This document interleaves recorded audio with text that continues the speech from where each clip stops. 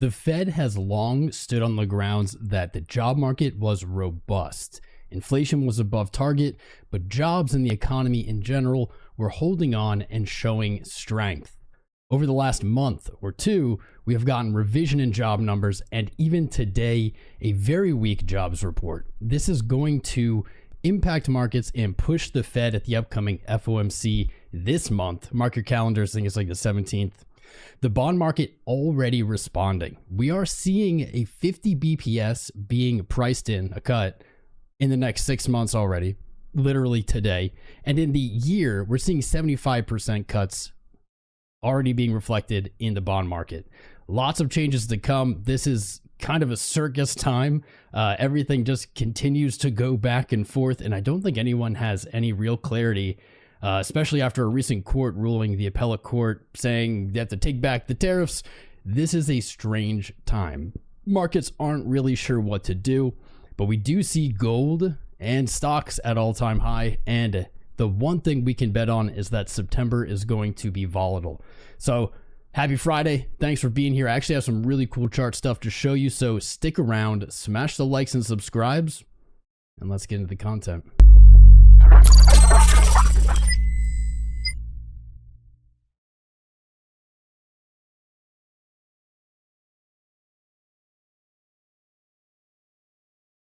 How's that scene change? And all of a sudden he's got the shades on. I don't know. Sometimes I feel like wearing them. Sometimes I don't. You know what I mean? You just feel like you do or you don't. Sometimes you do. Sometimes you don't. Sometimes you feel beautiful and you just want to have your face out there. Anyway, gold blasting. Gold, let's just like jump onto this train quick. Gold blasting. Surprising no one. It had been consolidating since April. I want to say every single stream someone has asked me about gold since April, and every single stream I've said, it's just trading sideways, but it's going to break out. It's going to look for higher highs. A $5,000 gold target even 2 years ago would have sounded insane. Would have been bonkers. Here we are in 2025 and everything we know is upside down. Gold is absolutely ripping. Is it going to 5,000 tomorrow? No, but it seems reasonable. It seems like a reasonable target and really not a short, and really not a long period of time. From December until April of this year, gold made a 40% rally. If it could do the same thing here, what's it looking at? About that $5,000 target. It feels insane to me as someone who has watched markets for so long to say gold might be moving to 5,000 like by the end of the year. Doesn't have to be by the end of the year, but it feels insane. But here we are in reality, and it seems like that is very reasonable. I haven't checked in on our gold versus Dixie chart, but I don't think it really needs to be checked in. Obviously blasting as well to all-time highs. The difference is I think that this has considerably just been at all-time highs. Yeah, broke out before. Actually, looks like this gave us a little early warning here. Gold divided by Dixie broke out Friday. Dude, stop showing me this Trading View. Trading View, I love your platform. Stop showing me this. This is actually really cool. I really do like this, but stop giving me pop-ups. This is the yield curves. I weirdly didn't plan this, but relevant here. I actually haven't opened this, so I don't want to speculate too much on it. As I look at this, we should check this out, actually. This is kind of cool. This is showing us, okay, by year, by times, like 1 month yield, 6 month yield, 3 month yield, 2. Actually, this is a really great format. You know what? Unplanned chill for Trading View. You guys can always use my link for sign up for Trading View. I'm sure you all have it. The free version is fine especially if you're just getting into trading, charting. Free version has everything you need. If you end up doing this obsessively like I do, and I know a lot of you out there, you might want to consider upgrading at least to like the little bit paid plan, just for your sanity. Anyway, this is actually really cool. This is such a beautiful and elegant way. I've never seen the yield curves displayed this way. We see this is like really easy to this is like highlights where we see inversion really easily. I like this, man. I have a whole thing planned for you guys. I didn't even see this. Now my ADD is like, but actually, wait a minute. Let's see the 5 and the 3 year.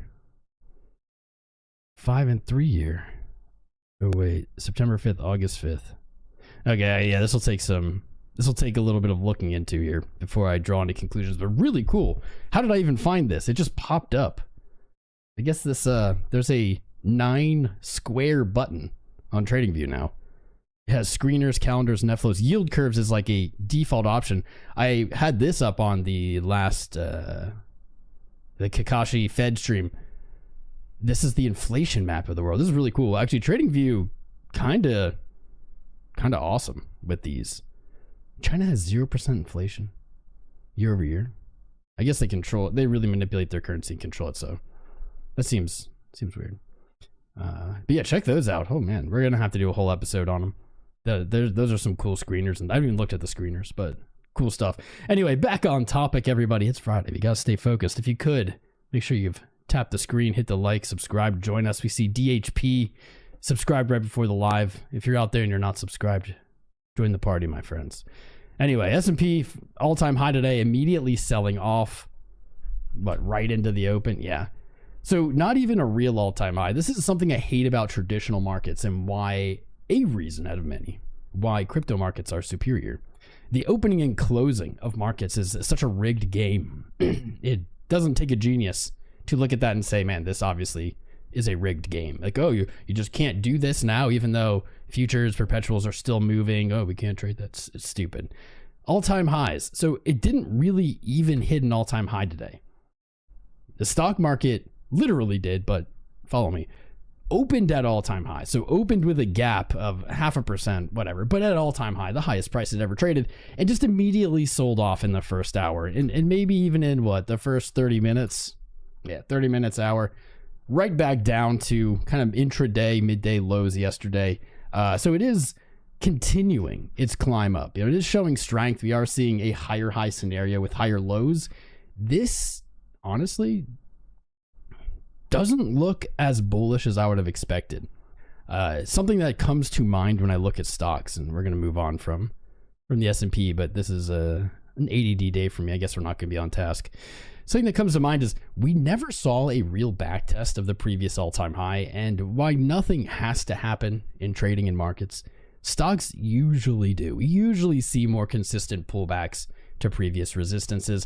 We don't see that as much in crypto. We see it sometimes in Bitcoin, more so recently, but we still haven't gotten a back test of all-time highs. And believe me, unless hyperinflation is already imminent, and we see, you know, like year over year, just increasing inflation, like 5, 10, 15%, we will come back to this, because inflation can create a scenario where you never come back to it simply because the money is dropping so fast. But anyway, all bets that we will eventually come back to pay this piper at about 6,200, 61, 63, whatever. That's only a 5% drop from here, so don't get too worried about doom. Something that comes to mind with me is if the Fed does opt for a 50 BPS cut in September, which doesn't have to happen, even if we are looking at the yields in the bond market. We could have a cut in September of 25 and then 25 in December, something like that. But if we do get a 50 cut, like a lot of people are kind of yelling about, they kind of want, I think it's gotten to the point where people really are just yelling it because they think it's going to pump their bags. They think if interest rate cuts, their bags will go up and like they'll make tons of money. I don't think they're really thinking this through. So I'm hearing those people yell about 50 BPS. I think in reality, what happens if we do get a 50 cut this month, I think that's going to signal recession. I think it's going to signal recession fears, not necessarily recession, but recession fears. And weirdly, markets are a lot about vibes, guys. That's what we talk about, vibes. We talk about emotions a lot here. Markets are a lot about vibes. If the vibes are bad, it doesn't really matter what's good. They fulfill their own prophecy. But I think that a 50 cut will signal the fear of the Fed for a recession. I think that will show kind of like too much urgency on the cut. We do see on Fed monitor tools that 50 BPS possibility bumping into existence. I still think it's at like 5% or something, but it's up from 0. A lot of people are rooting for that. Not really sure. With the jobs coming in so low, like we saw a huge miss in jobs again. I'm going to take a moment to get off track one more time. You know, we'll move on from S&P because I have a really cool thing to show you about Bitcoin. I was kind of messing with this morning, and I was like, I got to show everybody. We're going to do this next.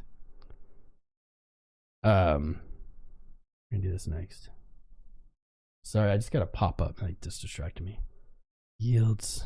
Where was I at? Yeah. Crap. I wish I could rewind myself and listen to what I just said. I'm gonna take a sip. Signal recession fears. We're gonna get into this. No, chat. What was I just saying? This stupid Streamlabs has a pop-up that when we like lose connection or something, it'll do this pop-up, and it always freaks me out because it can mean like we're disconnected. I totally just lost my train of thought. Best vibes. That's right. Vibes are good. Vibes. No, there was something else. I had such a good next point. People were saying the same as last year. True. Harry Beaver, say it loud and proud. Okay, man. You know, everyone's welcome to have their own opinions on things here. But please don't use our chat as a forum to trash people. Not a good sign. True. 5%. What was I gonna say? Oh well. Something you're working on this morning. Yeah, that's what I'm gonna do next. Oh well. Might just move on. Something cool you want to show us? Yeah, that's what I was going to show you after I finish my thought, but I guess my thought has left me. Stupid Trading View. Dude, this pop-up is not Trading View. Streamlabs. This pop-up is just a doom pop-up though, man. Every time I get it, it totally just killed my train of thought. Right here, when this thing pops up, it's like that is when this usually isn't working, when like we've disconnected. So for like a second I thought we're gone. Anyway, doesn't matter. Does not matter. We'll move on. What's up, Chris Pax? How you doing, bro? Lock in. I'm so locked in. I just, damn. I didn't want to let that go. I had a good thought. It's okay. We're going to move on. So I was messing around with some tools this morning. You guys have heard me yell many times about good traders and what good traders do. And good traders are constantly staying dynamic. They're constantly changing their tools. Not because those tools no longer are good or something, or their tools broke or they're old. No, it's because markets are always changing. Markets themselves are always moving away from what people are doing. That's why I love when people yell about, I don't know, like ICT concepts. That's kind of like older news now. But for a while it was the rage and everyone was like, wow, this stuff works. And then as it became mainstream, the concepts, well, they still are good concepts. The exact techniques that have been taught start working less and less. It's because the market is dynamic. The market will not allow you to do the same thing over and over and over again and win. It just won't let you. There'll be times where you'll be able to do that. You'll get built up. It'll let you just long, like in a bull market. And then at the point of the most obvious best time to go all in long again, after you've done this and won over and over and over again, then tops in, bear market, you lose everything, right? It takes it back. It gets us used to things, and then it takes it back. Nothing works forever. Nothing even really tends to work more than a year, more than, you know, like even less than that. That's why I'm kind of skeptical of algorithms that are static, like botting. But anyway, so I was messing around with the VWAP tool, a tool I've used many times in the past, but I haven't been using as much recently. And I saw some really cool stuff on this chart. I don't know if other people have found this stuff, but I will say that all the things I'm about to show you, I legitimately found by myself today with no instruction. Didn't watch anyone, didn't take these ideas. You never know who's found these first, but a good old fashioned crown nerding out on charts. So check some of this out, right? The VWAP, for those of you who aren't familiar, I do have a great video on it on this channel, how to trade it, what it is. Check it out. It's in our free trading course. Great time to shill if you're looking for one-on-one mentoring or more premium trading course experience, a group experience. Check out joincrowncrypto.com. Put that link in there. But the VWAP, volume weighted average price. So what it is in the simplest of terms is the moving average, right? We love the moving averages. I love them. They're great. It is very similar to it. Just think of it like a moving average. The difference, though, is instead of just a simple formula of add up all the candles, divide it by how many candles, getting an average, right? You are doing that basically with a emphasis or a weight on volume, which is a really cool concept and logically makes sense. You know, if we traded under,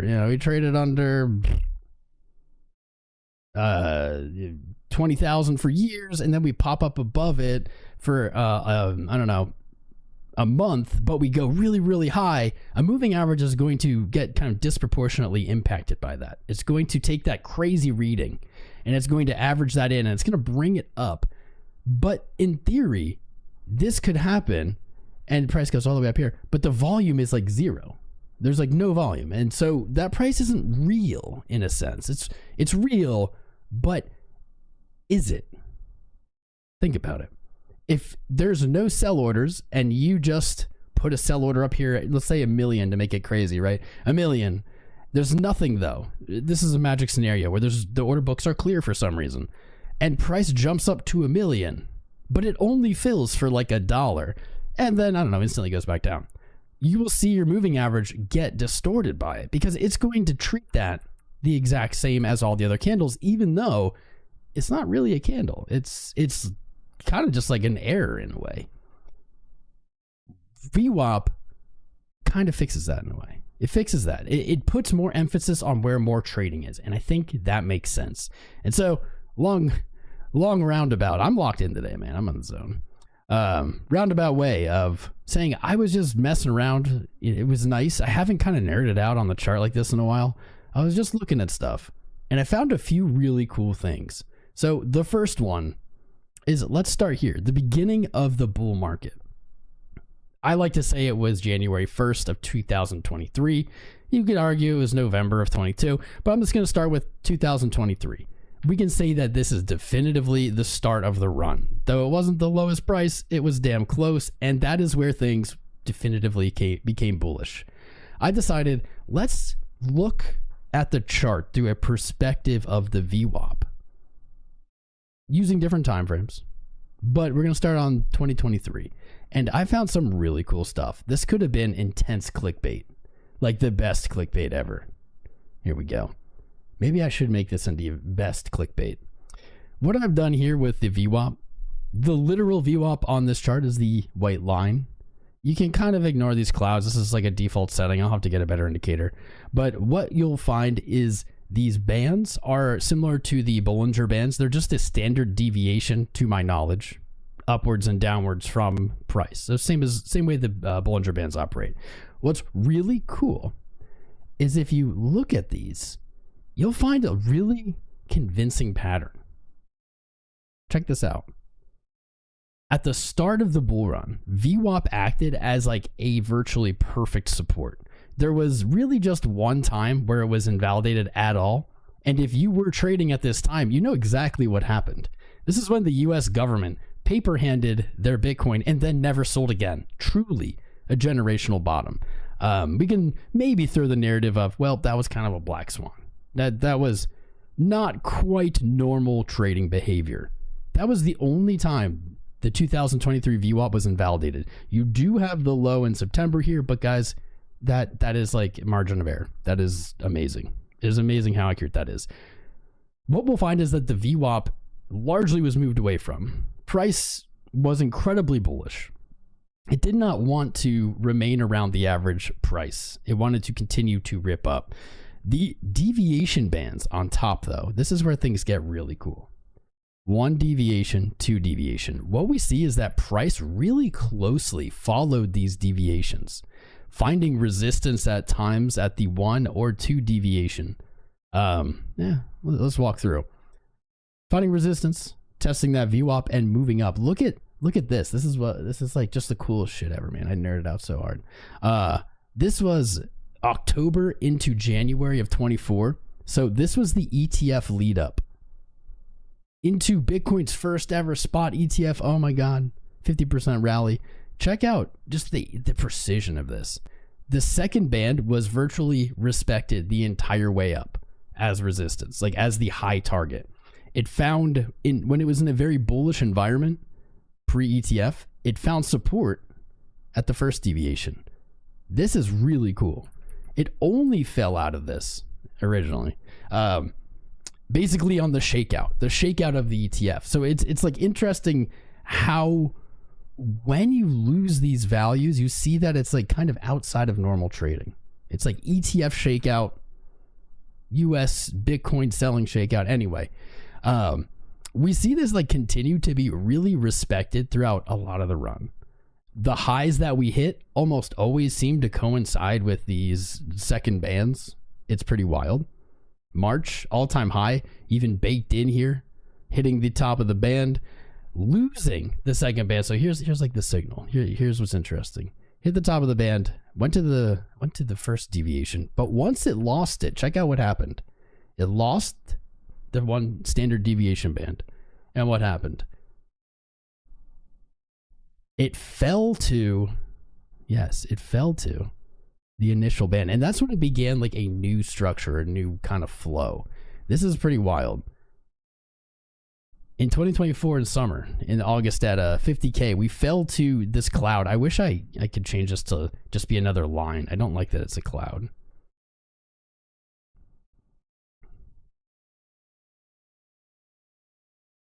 I don't know. Little cloud. Anyway, found support there before what? Returning to that second deviation, trying to find support, but again losing it, and what? Returning to the cloud one more time. This is wild. It is wild, and it does have implications, right? Test. Coming off the top band, hitting the second band. When you fail support the second band, what happens? You came back to the cloud. Fail support the second band, came back to the cloud. We came back up. Here we are. This is what is kind of... This is now back to today. It was really fast. I have more, but this is just where we're at right now. Check this out. Look at what is going on here. Literally today. This is what, like, I had been looking at this, nerding out, and I was like, this is really cool. And then I got to today, and I was like mine just exploded, and I was like, holy shit. I have to talk about this today. Today's high wick, exactly there. Exactly there. Now, we didn't touch the second band here. So I think there is an argument that we are looking to see that. And that would make sense, right? Into Q4, it makes sense. I'm looking for a blow off top. It gives us 140, 142-ish thousand. The longer this takes, the higher this will go for the most part. But around 142. Now, could that signal the top of the run? I guess it's possible. Man, that would be lame. But whatever. We're going to reach the top of the run eventually at some point. Could signal that we're looking to finally retest that. What would likely happen then? What? Fall back to that band like we did over and over again? And then seek the cloud down here. That would be really interesting. Now, if we don't get the top test first, this breaks the pattern. It looks a little different, I'll admit. But let's just follow the logic here. If we reject from here today, similar to how we have, and it seems like each time we had a major sell-off, basically in May, in February, we rejected from this band, this exact band that we touched today at the wick, which sucks. If we do, we would then look, according to this, down to that band again, down to the cloud here.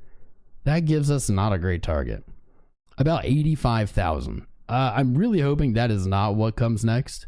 And similar to the high, the longer this takes, the higher this will move up. So things could change between then and now. But I think this is a really cool way to look at the chart. Like this is like very interesting to me.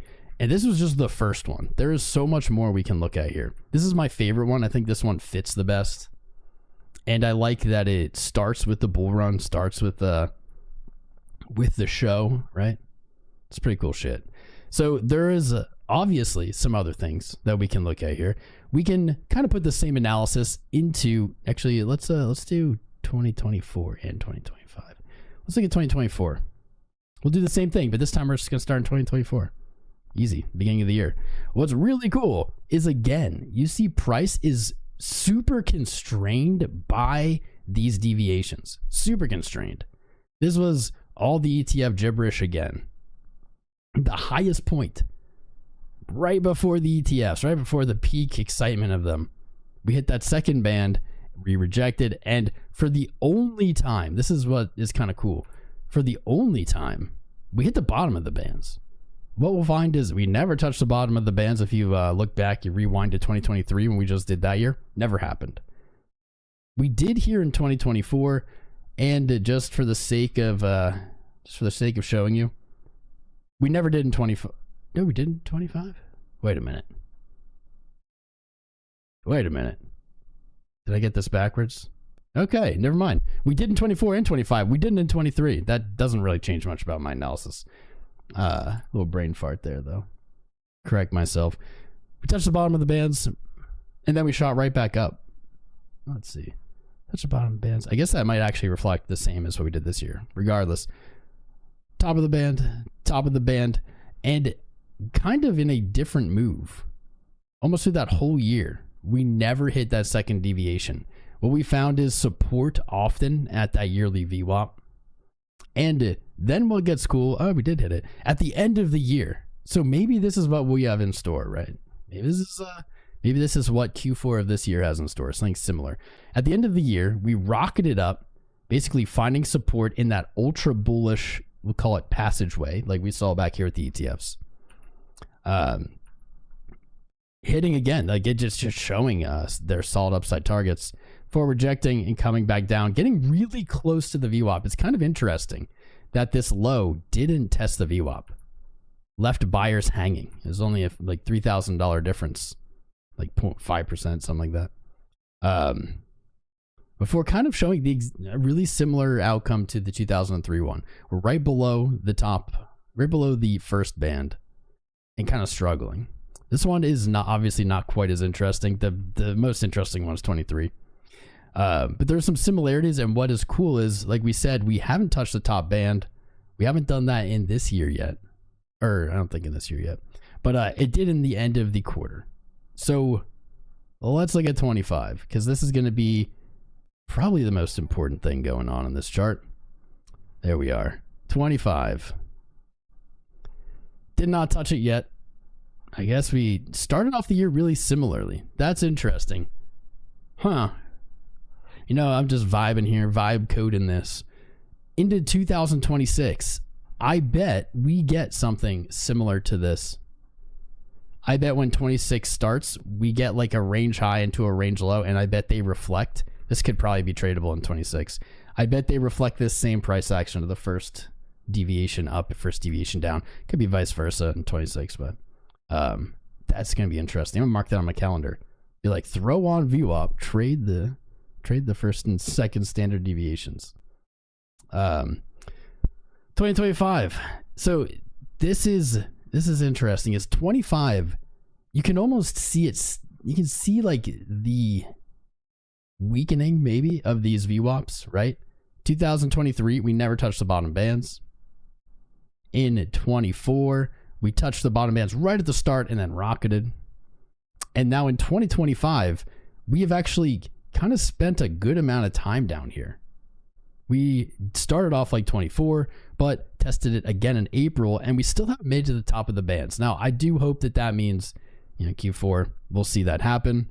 This is only 35K, but kind of the same as back here. Once you get to these range highs like this, if you can stay there, which has been what we've done, a lot of this run has been like hit a high and just nudge up for weeks and weeks and weeks, right? We've seen that a lot. That'll bring that price up over time.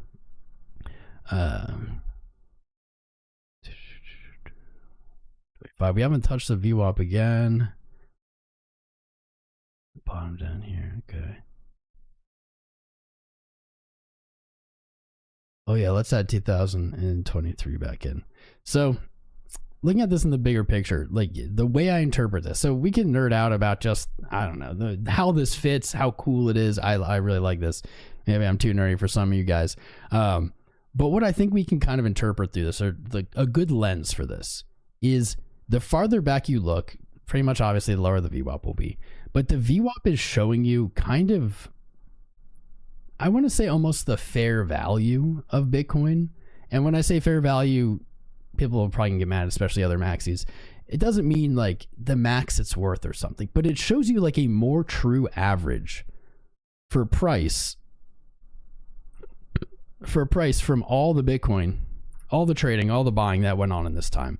And so when we are above a VWAP, especially a long time frame one, I think it is a good way to interpret as like the market is bullish. The market is moving up. It's bullish. The majority of people buying and holding are profiting. And when we trade below, we tend to see the shakeouts of those buys. Like, that's what part of why this sell-off was so brutal. Yeah, we'd gone through the bear market, U.S. government selling, world's over. But for a second, all of the new, well, for a few days, all of the new Bitcoin that had been bought that year was all of a sudden underwater on average. This year was extremely bullish, and you can see when we get bought up, when we see the VWAP hold as support, you tend to get big jumps off of it. And you can take a VWAP from anywhere. Go mess with this thing. You can take it from anywhere. You can do it on low time frames. Doesn't matter. The more volume involved and the more time involved, the more accurate I think they'll be. More insulated to manipulation they'll be. But they're serious. These deviations tend to be places to look for profit taking. It's when price is like a little too overheated from the average. And what I like about the VWAP, and this is kind of a big circular, big long-winded explanation. What I like about it is that I used to use, or still do, use moving averages to kind of judge, is price overheated? When we get too far, for instance, from the 20 daily. Moving average. Why is moving average not the first thing when I just type in MA? There we go. When we get too far from, let's say, the 20 daily. I'm just going to throw that on there. 20 daily. I like to say that price is overheated. For instance, like, I don't know, like right here, right? We're getting far away and you say, oh, it's overheated. It's too far from these averages. Price is always chasing averages and averages are always chasing price. It is true. But I think that VWAPs give us a better, maybe more accurate way of looking at, is price overheated or not? Because it's not just looking, like I said, these candles are not all the same. Even though they look the same, even though they represent the same amount of time, they aren't, and likely they shouldn't be equally weighted. Because, for instance, on weekends, when we see volume drop, volume is like typically a fraction of the weekday trading volume. Oh yeah, there's still more here. I forgot. Those days just aren't as meaningful. When half as much Bitcoin is traded on a day as another day, it's probably roughly half as meaningful. And VWAP does a great job of giving us a better picture on that. That's the big part. I think that'll be like the main point. So interesting. There we are. 20 weeks still support here. This is one more thing I wanted to look at when it comes to these VWAPs. Can I get it here? No. These VWAPs, I did a little bit more zoomed in. Each one of these is just the start of a month in this year. And there's a lot on the screen. I wouldn't get like too carried away with it. But what draws my eye is right here. 98K. 98K, actually, I think that's a retracement. No, it's not. 98K. It is almost perfectly the low in June. When we see multiple months average weighted, volume average price, whatever, weighted price, right there, 98K. I think when I threw on as well,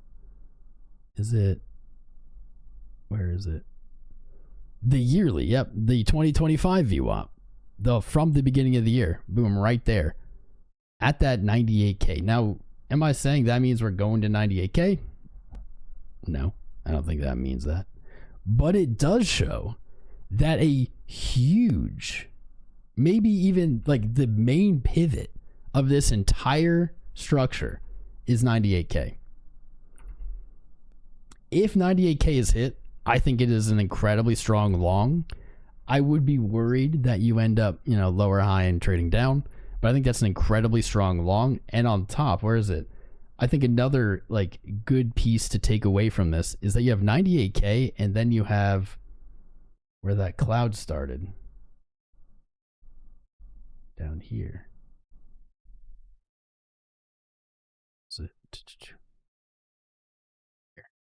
This like brings us back to the very first one we talked about.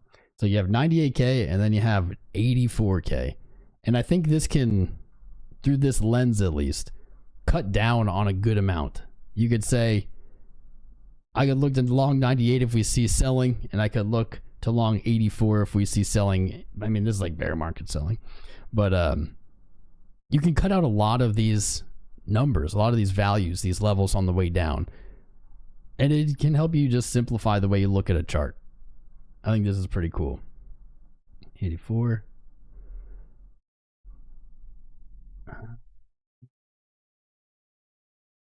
All right, my only last thought on this, I think I probably have more, but whatever. I didn't write down notes, I just wing it. My only last thought about this is there is a pattern that in 2023, we saw really extremely bullish bounces and buying off the VWAP. We have moved away from some of these VWAPs, but we have seen as the years have gone on, so 2023 compared to 24, we see more weakness as the years have gone on in the run. 24 tested its bottom band where 23 didn't. And now 25 has tested the bottom of its bands. I'm going to say two events. I mean, it did multiple times, but two events where it tested it, which is more than 24 and obviously more than 23. So we're seeing like a progression of trading below the VWAP. And I think this makes perfect sense if you're viewing this through a 4-year cycle. This would be the 4th year of the 4-year cycle. The high would be in Q4 and everything would look exactly the same. It'd be awesome if things changed up. I would love to see that break, but I'm just going to stick with this for now. We are seeing that reflected through the VWAP, and I think it has some cool implications for when 2026 starts. I think that is going to be able to give us a really good range of high and low prices to look to trade to, even if we are then in a bear market and trading down, blah, blah. Check out the VWAP. It's a free tool. You don't buy it. It's just a default tool on TradingView. It's actually in the tool menu where the long and short position is. Anchored VWAP. Check it out. Check it out when you have some free time, maybe over the weekend. I think it is valuable. And I think I'm going to use it a little bit more in my analysis. A little more so. Because boom. And I don't love this.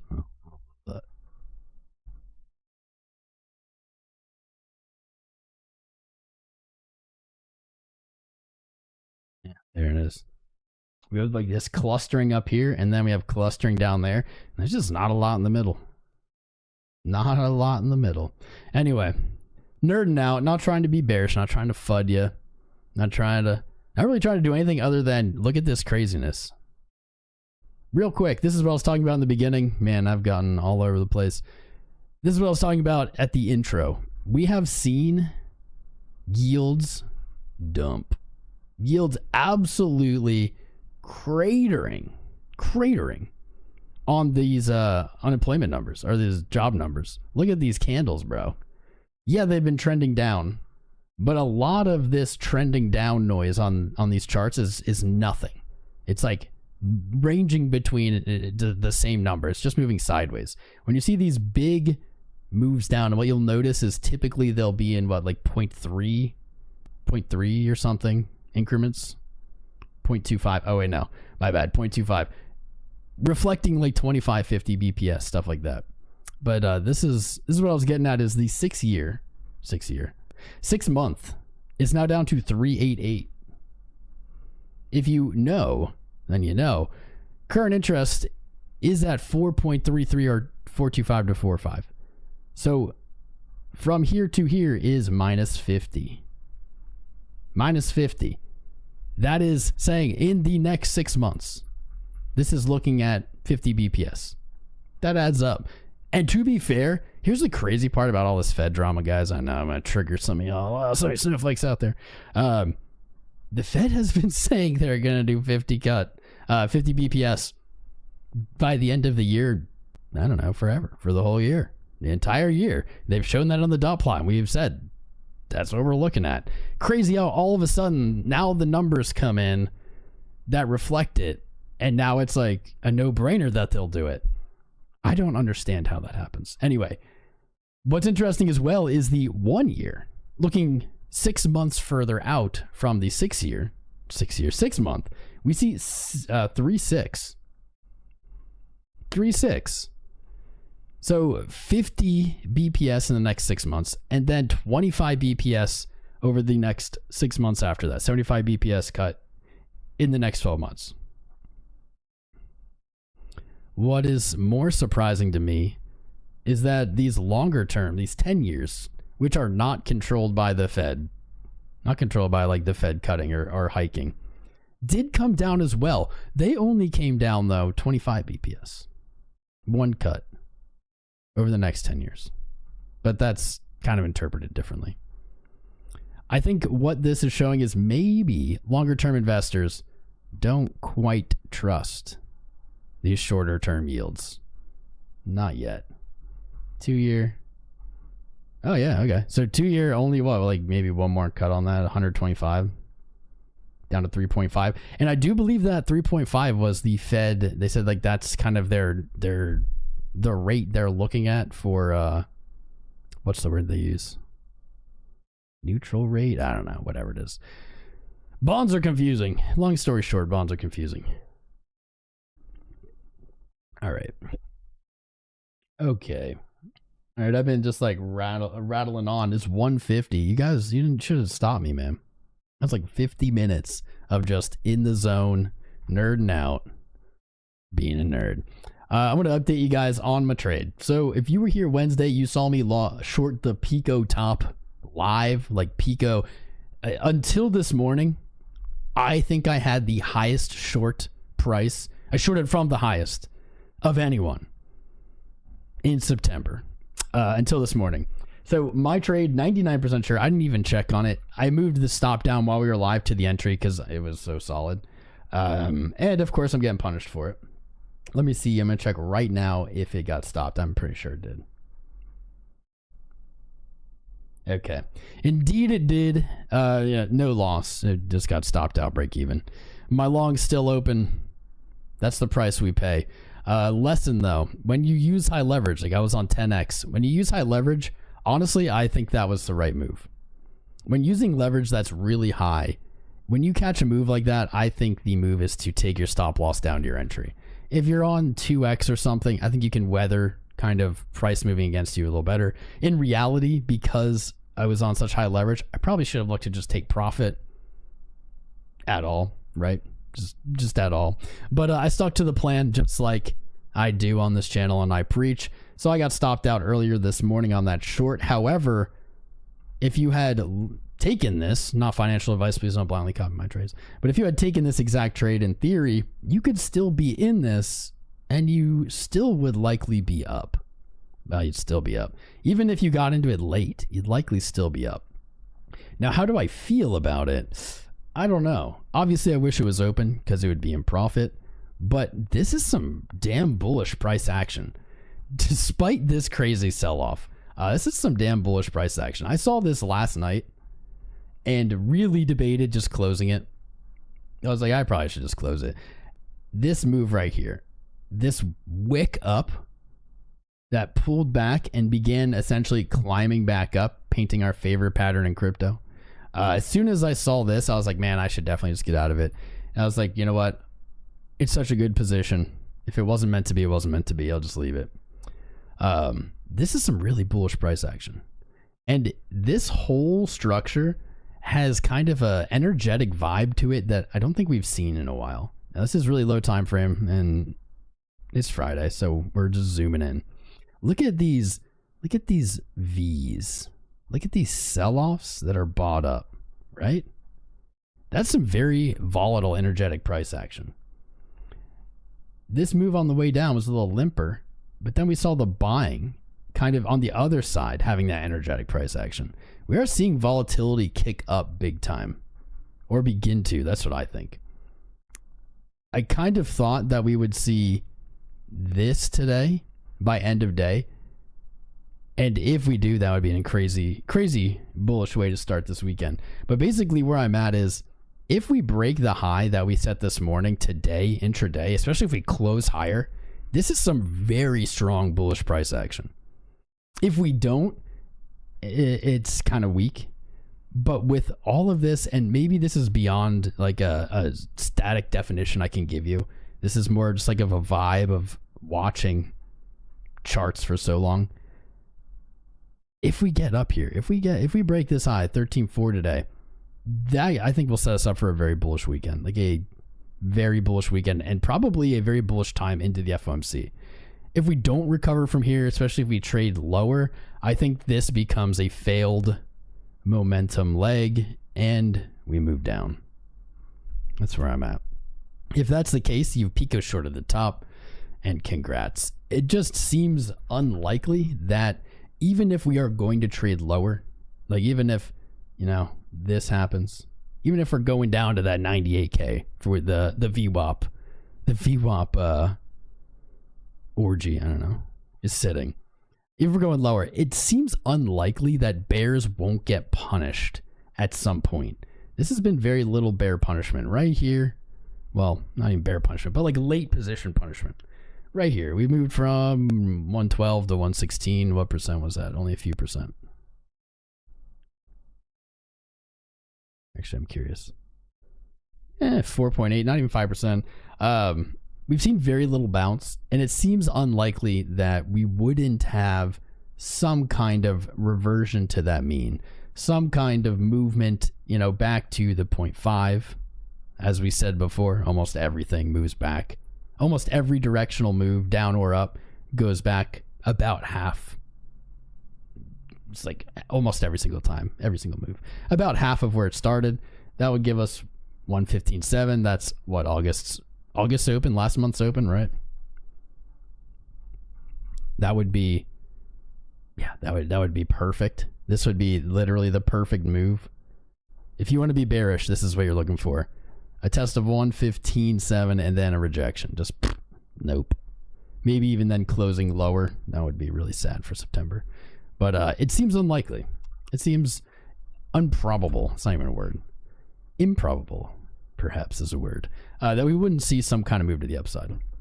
You could argue this is it, but I don't really vibe with it yet. Before we even saw this play out, we talked about this, I believe, on Wednesday. That may be the play. We may see kind of an equal low scenario, and maybe we are seeing that. Maybe we're seeing this neckline be developed. Maybe we see that 115.7 this month, like I was describing, and then a return, to 112.5 to find support to move up. Start that beautiful inverse head and shoulders, reversal, tag resistance, tag support, move higher. I think that I'll take this. If we get a close today, or if if price can retake today's high, I think that this is the scenario we're in. If we don't retake the high today, this scenario is probably farther away and probably involves some kind of other move to the downside where we begin that pattern again from like a new low and establish a new neckline. Boom. Boom shakalaka. All right. I'm done just ranting. Although I did enjoy it. I'm not going to lie. I haven't done like kind of a nerd out chart thing in a while like that. I haven't done that in a while, and I really enjoyed it. It was a good time. Stuff I'm looking at today before, I'm going to pull up the chart right now, but stuff I'm looking at today, hyper on the Bitcoin pair, absolutely. This is the dollar pair. On the Bitcoin pair, absolutely looking to break out, in my opinion. That is worthy of paying attention to this chart. Whenever anything is bullish against Bitcoin, against that Bitcoin pair, pay attention. Stop. This is what I was yelling about earlier. I don't want this here. Stop having show me on every freaking... I don't like that pop-up. I don't know. Upside target like $61, $70. I think $80 is pretty reasonable for Hyperliquid. But the Bitcoin pair is driving me home on that. Charts I'm watching. Crow, still waiting patiently. Total, of course, I'm watching and is teetering on the edge. It must watch our channel because it knows that basically I've said this is my line in the sand. If we are above 3.73, we are looking to hit that 5 trillion mark. We are aiming for it. If we are below it, things get a little sketchier. They get a little weaker, more delayed, maybe a little less bullish. It's just teetering there. I'm not really watching Ethereum because it's not doing anything. Was there anything else? Soul patiently waiting. This is looking kind of crazy. Kind of crazy. And World Liberty Finance, of course. The one they're all talking about. Do you guys see that thing with Justin's son? They like locked his coins. Guys, so little of crypto is actually like decentralized. Just because something is crypto does not mean it's decentralized. Okay. Okay, anyway. Done ranting. Quick chill. Make sure you've liked the stream. Double tap, hit the like button, subscribe. Do it now. Don't, it's just, what are you waiting for? Just, we're live here Monday, Wednesday, and Friday. We've been doing this 6.5 years. God, I'm getting old. We're gonna keep doing it. Make sure notifications are on to tune in. We're not done here though, don't worry. Check out the links in the video description below. You'll see me trading live on BYDFI, our exchange partner. There's no KYC, everything that you'd want from an exchange. If you sign up using my link, you will get exclusive roles in our Discord, into the VIP groups, VIP access, whatever. But also, if you ever have any issues with the exchanges that I put out there, so let's say you sign up for BYDFI, I don't know, your worst nightmare happens. Something happens, you can't withdraw, you can't deposit, I don't know. People have issues, right? If you have an issue, you can come to me if you use my link, and I will directly go to them, and I will have them address the issue. I can't guarantee an outcome of what it'll be. I can't guarantee if it's unfair to you and the outcome isn't in your favor that I won't work with them anymore. But that's a huge value. Customer service is impossible to find on these exchanges, and so I will advocate for you, but that is only if you use my link to sign up and actively trade with it. Okay, chill's over. It's done. And now I'm just pulling up the chat. I'm done ranting. 735 viewers. What's up, fam? Happy Friday. What's up, King Peasant? You're still here, my brother? Thank you. Reach out and slap someone. Who am I slapping? It looks like we're looking for a weekend pump. 15% of us looking for a weekend Trump. Trump is speaking at 4 p.m. today, and it just rhymed. I typed in pump and then dump, and I was like, what else? And I was like, Trump? Only 10% of us looking for something else. Perhaps it's love. Keep voting. What's up, Elevated Mindset? Foxy, my friend. GM. Happy Friday. Glued to 4,300. You know what I should do? This whole thing, like, I spent like forever doing VWAPs today. Like 30, 40 minutes just ranting about VWAPs. Why don't we slap some of them bad boys? Why don't we slap some of the bad boys on Ethereum? Yeah. Yeah. Let's take the year start. Year start, 2025 start. Where are we? Boom. Interesting take here. That reminds me of the 2023 Bitcoin VWAP when the US sold at like 19K right after the bull market started. Ethereum sold off underneath its VWAP for the year.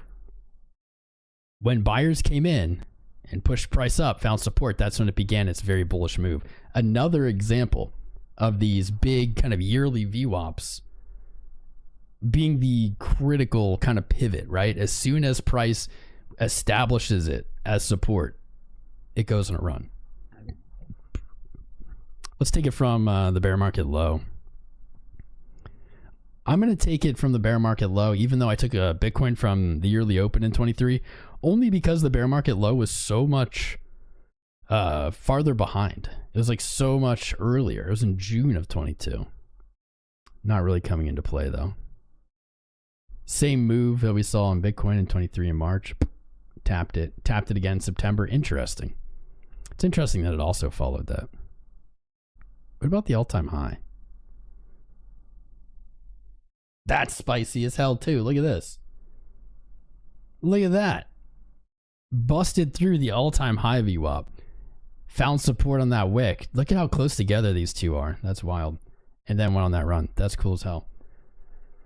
I know, I was just like, I'll read the chat. Then I just got immediately back into VWAPs. Just right back in. What's up, Elevated Mindset? Based Bailey, thank you for all the emojis. Cheers. What's up, Matthew Schmeedy? My guy, hyping it up. Mike's Mind and Matter. Have a great weekend. Thank you, bro. Thanks for stopping in. What's up, Tom? Getting your trading bot set up today. Let's go. Let's go, bro.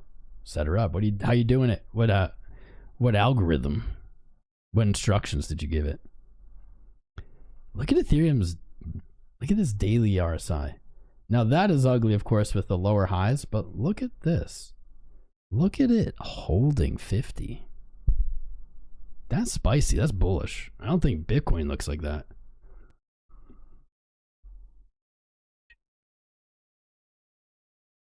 Bitcoin almost the exact opposite, but can't get back above 50. Interesting. Interesting. And to me, probably very definitively bullish for FBTC. Maybe we don't get the pullback all the way. That would actually make sense. Maybe this is the play. God, I'm so bad at reading chat today. I'm just in the zone, bro. Bro zone. I did my run yesterday. And I guess my brain, got my brain going. There you go. Something like that. I don't hate it. I don't hate it. What up with Bitcoin Cash? I don't know, bro. I honestly, like, I try not to just take and open every ticker people say in the chat. It discourages people from tipping for it, right? But I haven't looked at it in a while. Honestly, it doesn't look that bad. It does look like it's gonna look for a higher low. I have no belief. I just have like very little faith in Bitcoin Cash. I see how it's marketed. I see like the energy behind it and the marketing. And like, I'll give it this. If I were to take Bitcoin Cash over, I don't know, like Ripple or something, or Solana or Ethereum, like, okay, I like it more. At least it's Bitcoin. But like the way it's marketed and like kind of the energy behind it, and this, like, from the beginning, a large kind of percent of it has like been like deception in a way of like trying to get people to, like, they literally market it like it is Bitcoin and Bitcoin's not. And it's like, yeah, dude, that's like definitively false. Like, Bitcoin is the consensus, the majority chain, and that is not Bitcoin Cash. Sorry. Makes me like skeptical. Makes me hesitant. I won't say skeptical. It makes me hesitant. I still have some Bitcoin Cash somewhere. No, I didn't sell it. I sold some on my fork.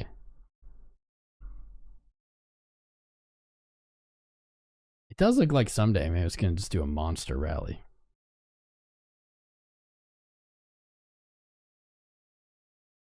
Similar to Litecoin, could not catch a bid against Bitcoin until I mean, February of this year, it's trended up against Bitcoin. What that says is, if you had bought Bitcoin Cash since the second week of February of this year, you would have outgained Bitcoin.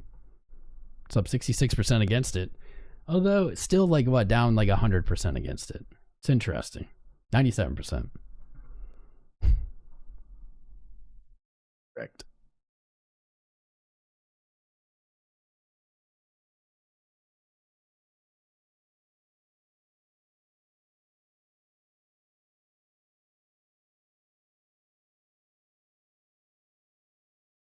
Cloud. 200 week. All right. If Bitcoin Cash can retake its 200 week, so 006, let's just give it a little room there. 200 006. We can retake here. It's looking pretty solid. I don't know. I'm also, unrelated to Bitcoin Cash marketing or anything, also just getting kind of more and more skeptical about previous cycle coins. Yeah, XRP broke all-time high, but did not really break all-time high. Like, came right back down.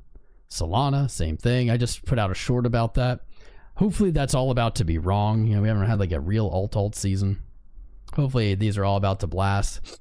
But for the most part, every all-time high we've seen on anything that isn't in a first cycle is just like, it's just instantly gotten sold off and hasn't shown much gas since, right? And so BCH falls in there.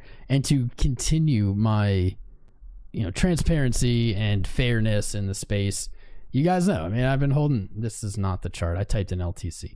I've been holding friggin' Litecoin forever. Although, look, that Litecoin trade might play out. I've been holding this forever, and like same thing, right? Like it's not picking on specific things. It just seems like almost everything from its like hypest cycle, from its first kind of cycle, right? Just bleeds against Bitcoin. And there's just like nothing that's proven me wrong. I welcome the day that happens. I welcome it. Someday. Failed fork. There's a lot of them. What is a practical way to place that anchor view up? Large swing points, date and time? That's a good question, bro. That's a good question. I'll answer that. Give me 1 second. We've had a bunch of subscribers. I don't know. Are these bots? They might be bots. There's a lot of them. Or do we have a ton of new people in the stream? Could be bots. Either way, human, bot, it's 2025, baby, right? Almost all the internet traffic's fake anyway. We got a bunch of new people subscribed here. Nick E subscribed during the live. Jason Oliveira. Wick super chatted $2. Bitcoin moon this weekend. That's a guaranteed moon. That's a guaranteed up, right? Wick, you heard it here. Wick said guaranteed up because it's the corn moon. What's up, brother? Good to see you. Explorer YT subscribed. Vu Yon Hong in Vietnamese. Sorry if I butchered that. Subscribed. Tom Johnson. Darnell Green. Susan Offenloch. Jason Gable. Heather Smith. These are way too normal names. There's no like Dickmaster69. I think they're bots. But hey, welcome, bots. Brianna Fana. Cal B. Cassius Edwards. Mike 4102 Lynn. There we go. That one's probably real. Kelly Grover. Verita Johnson. Jalen Bishop. Remington Steele. Ooh, Steele. It's almost as cool as Crown. Steele. Yella Vessel 100. What's up, bro? Herd. Jordan De La Rosa. Brandy Bustard. Kenneth Thomas. Joe Bois. Champ Kingren. And Estrella Benitez. If you are out there, bot or human, go ahead. Join us. Smash the like button. Hit subscribe. We just hit 185,000 subscribers on YouTube last night, which is wild. We hit 100,000 after like 5 years. We hit 100,000 March of last year. Now we're at 185. We're gonna hit 200K by the end of the year. We'll hit 200K by the end of the year. Hopefully Bitcoin does too. There's more. There's more of them. I guess they're just gonna keep coming in. Casharello, Tapper Zuki, Danny, Paul Good, Tina Devane. I'll also shout you out if you subscribe while we're live. Your name will pop up. It's very fun, very interactive. I was just bitching about coins like never doing anything after their first cycle, and that's true. Like it's true. I don't want it to be true. There is an exception. The exception is BCH. No, it's not BCH. Pranked you. The exception is BNB, Binance Coin. One of the most centralized coins in the space, I'm sure. Centralized, I mean, most are centralized, but one of the most centralized coins in the space, I'm sure. Binance's exchange token. It's been around since November of 17. I don't remember that. I don't remember it until, yeah, really early 18. Anyway, we've seen this rally. We've seen this continue. You know, it's first cycle. Yeah, I'll guess this is bear market, so it's first cycle. Maybe not. Maybe this isn't an exception. Maybe it's not. If you look at it this way, it started after the 17th cycle, or at the peak of the 17th cycle, so it really didn't have a run then. You see its explosive all-time high in May of 21, and I remember people in this chat, new people, being like, I just joined crypto. Should I buy BNB? It was a wild time. That was like its real explosive first high, like its first cycle high. And then, you know, this is why I'm taking it back. You look at it through that lens, and it kind of just looks like XRP and ETH and everything else, Solana, everything else that's hit an all-time high and just sold off. The difference would only be that, well, it did hit its all-time high and sell off already last year, and at the end of last year again, so twice. This year, it's broken it and it's held. So, I mean, until very recently, July, it was exactly like the others. Now it is still at all-time high, still like above that previous cycle, but it's so little, right? Well, maybe not. Is it? 25% now. So little. Like it's above. It still stands out here. This is, I guess, still the exception, but it's really not the exaggerated exception that I thought it was largely it's just kind of at its all-time high versus 21, like plus inflation, right? Or plus like the devaluation of the dollar plus inflation. It isn't kind of like what we want to see on Ethereum, right? It isn't like this.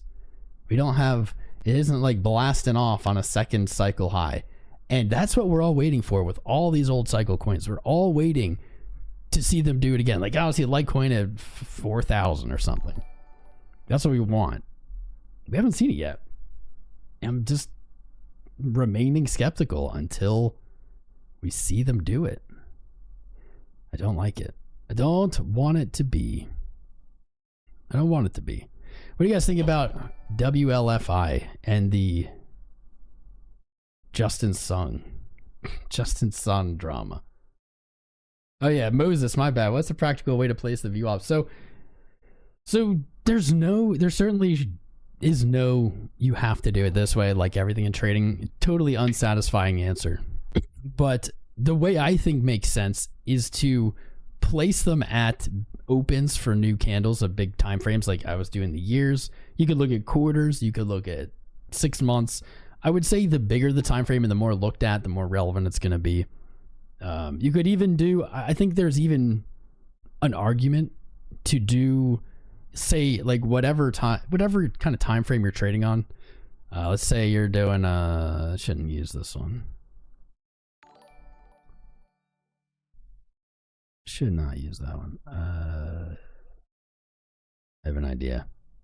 I should have done this earlier. It's like, let's say you're just looking to scalp. I just want to be in and out today. You know, this is just an example. So you're looking to scalp. You could then just use the VWAP and just anchor it to that day, right? You could anchor it to that day. The open, which did it just disappear? I think it just disappeared for some reason. Anchor to the daily open.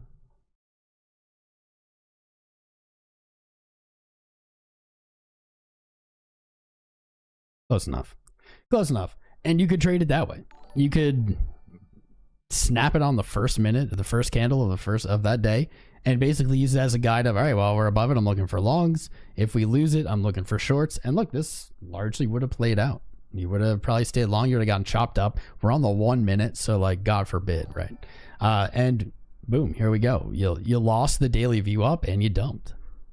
If we are to rally back up today and retake it, honestly, if I was scalping today, if we saw a rally back up to that VWAP at like 111.8, I probably would look for a short there. I'd look for a short there, and I would gladly take the L if it blasted through. You know, blast through. And then, I don't know, maybe you're looking for a long on a back test, right?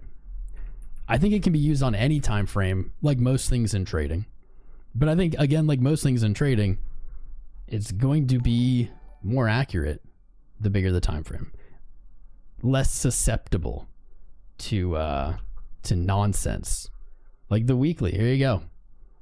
Weekly VWAP, looking for longs, look for longs on the weekly VWAP. Yeah, you might have gotten stopped out, depends how you played it.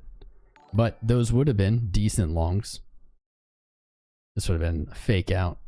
Boom. Actually, you look at the weekly VWAP. This is the most hopium I have right here. You look at the weekly VWAP. There we are. Dropped right to it. Now the sell-off lost momentum. This might be the long. 110.6 might be the long. Chase it back up to that 11.8. Look for that head short, right? Could look like this. You could have like, in theory, you know. Now, hindsight is, of course, 2020. You could have, in theory, set something up like this.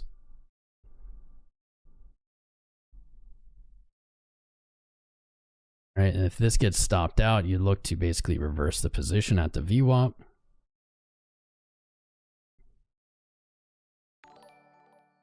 Trade it back up. There you go.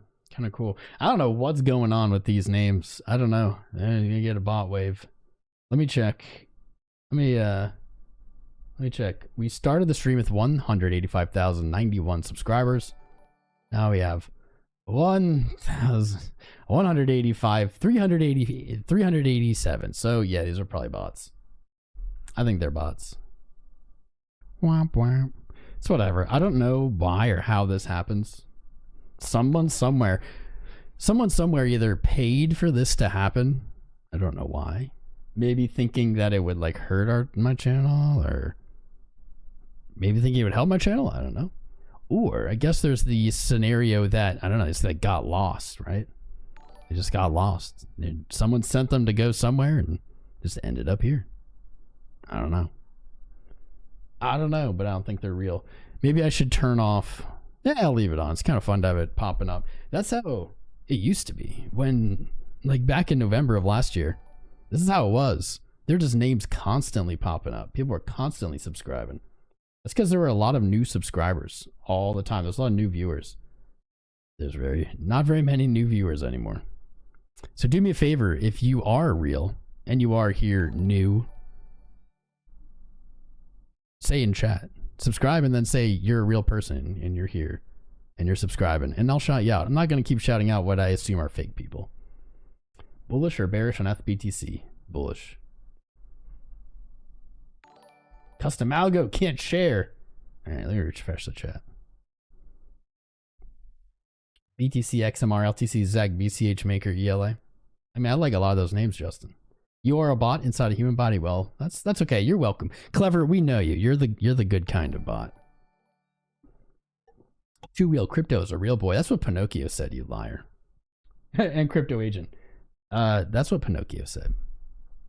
You think? Yep. What's up, Stairway? Void Tides. Is anyone new? Is anyone new here? Like, just say in chat. Are you new? Have you never seen this channel? You're like, why is this guy wearing sunglasses? Is he hiding? Is he afraid? Is he trying to lie to us? I'm the most real, genuine, not paid to influence shill you crypto YouTuber there is. Anybody new out there? Say in chat. Just say you're here. I just want to know. Bougie's real. Bougie, Void Tides, Lucifer. Look at the subscriber count for Crypto Banter. They haven't stuck on 1.1 million subscribers since October 2024. September. Crypto's not growing. You know what? Do this, guys. Do your own research. You can use a site called Social Blade. Social Blade's a free site. I'll just pull it up. Social Blade. This is something you can do here. You can pull up Social Blade, and you can type in your favorite YouTube creators. So, I mean, Tom Crown is everyone's favorite YouTube creator. So we will look at Tom Crown, right? You'll look at it. You can get some really cool stuff on him. Ignore this stuff. This stuff is just made up. They just make this up, and it's not really accurate. You can't really do the monetization thing, but what you can do is you can scroll down and you can see the averages of a channel, and you can scroll down more. Look, daily average for us, 133 subscribers. That has been true over a year plus, about 40K a month. This is a slower month, but scroll down all the way. Here's what you do. Whenever you have a creator, go do this for whatever channel. Maybe do it for Crypto Banter. You're talking about them. Go down to the bottom here. This is accurate. So what it does is it's going to graph monthly views versus subscribers. And what you should be looking for is, are these charts correlated? Do these charts follow each other? When views are up, do subscribers go up? Are there times where their views don't go up at all, but their subscribers, all of a sudden grow like a ton? Now, there are reasons that might happen at times. The bigger the channel, the less realistic it is that that would ever really happen. Go check out your favorite creators. Do the peaks, does this line up? And you can see, you know, it's not going to be exact, especially because as the channel gets bigger, Social Blade starts only doing it like in thousands or 10,000s. So it's not going to be like perfect because it will do views down to the single digit, but you'd be surprised. You'd be surprised, especially at some of the biggest channels, what this looks like. Go check it out. Socialblade.com is free. They don't pay me. I don't get paid for anything, but cool site to check out, people.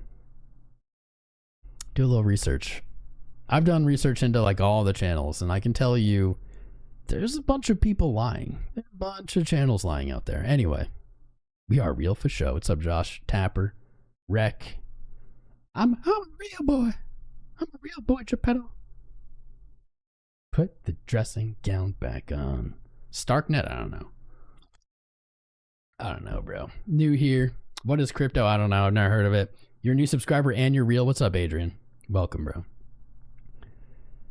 Your canoe. First stream, Tapperzuki. Is it?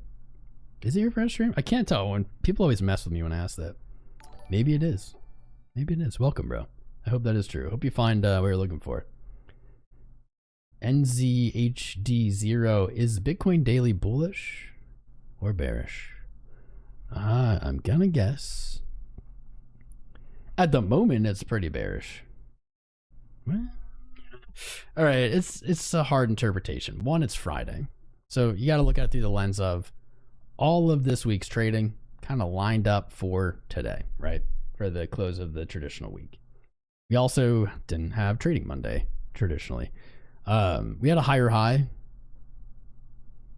That's bullish, right? On a daily time frame, went from a low to a higher high to a higher low to a higher high. The tall top wick here sucks. It cancels out a lot of the bullishness. So what you have to do is basically watch till this daily closes. If this daily closes down or red, this is kind of the scalping hypothetical I set up earlier. If it closes down red under 110.7, that's a very bad candle. Very bad. If it closes up, I don't know, 111.7 or higher, things are looking pretty good. You have that higher high, you held the candle. Just the intraday selling, not super great. Not super bully. So, inconclusive yet. I'm waiting for this daily to close. You're a genuine bot. Yes, sir. That's right, Webb. What's up, Duke Burger? Bot lives matter. That's right. Welcome, bots. N's a real boy. Angel is a real person. Just trying to subscribe. It's okay. Take your time. What's up, loading name? Echo Leaf. Juan. You guys are passing the bot test. Good. Good, good. I need another screen for the chat. What is Starknet? Playing it being a real person. Oh, Tillin, I'm sorry, bro. I know that Tillin earlier said to check out his chart about Bitcoin, about the dollar going to 0 against Bitcoin, and it always has been. It always has been. So what you can do if you want to be lazy is just take BLX, and honestly, you can just invert it. Just invert it, but we'll do this. We will do.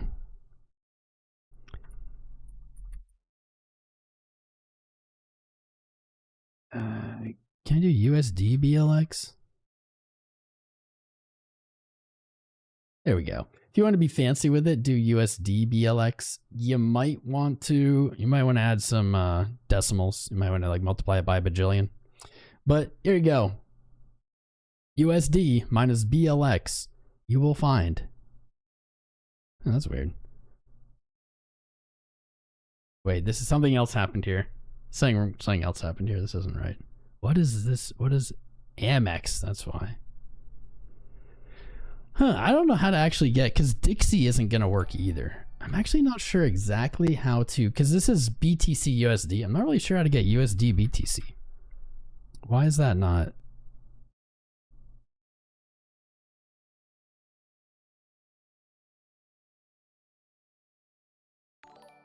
This should be theoretically, this is possible. Theoretically, this should exist. Maybe USDT BTC. Here we go.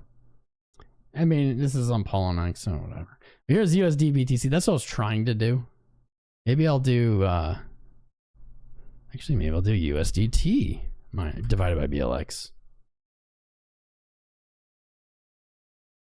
What is going on when I do this? Crypto cap. That's why.